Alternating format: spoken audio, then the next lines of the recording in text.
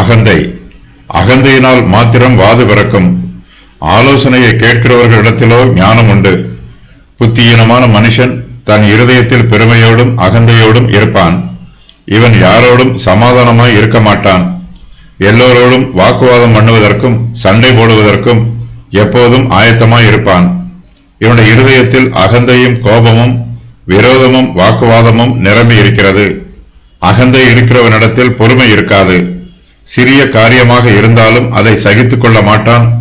அகந்தை உள்ளவன் சகிப்புத்தன்மை இல்லாதவன். அகந்தை உள்ளவன் தன்னை பெருமைப்படுத்துவான், மற்றவர்களை தாழ்வாக நினைப்பான். தன்னுடைய குடும்பத்தாரோடும் உற்றார் உறவினரோடும் அயலகத்தாரோடும் எப்போதும் சண்டை போடுவான். தேசங்களிலும் சபைகளிலும் சமுதாயங்களிலும் அகந்தை இருக்கும்போது அங்கு வாது பிறக்கும். போட்டியும் பொறாமையும் உண்டாகும். ஒருவருக்கொருவர் சண்டை போடும் சூழ்நிலைகள் வரும். ஆலோசனையை கேட்கிறவர்களிடத்தில் ஞானம் உண்டு.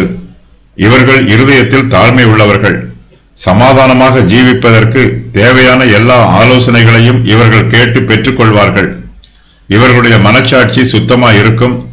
சமாதானமாய் ஜீவிப்பதற்கு இவர்கள் எல்லா முயற்சிகளையும் எடுப்பார்கள். பரிசுத்த வேதாகமத்தில் இருந்தும் ஊழியக்காரர்களிடத்தில் இருந்தும் இவர்கள் ஆலோசனைகளை கேட்டு பெற்றுக்கொள்வார்கள்.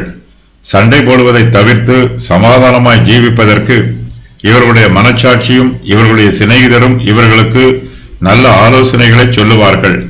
இவர்களும் தங்களுக்கு சொல்லப்படும் ஆலோசனைகளுக்கும் புத்திமதிகளுக்கும் செவி கொடுப்பார்கள். அகந்தையினால் வாக்குவாதம் பண்ணியவர்கள் கோராகு, எப்பிராயிம் மனுஷர், ரெகொபயாம், சீஷர்கள்.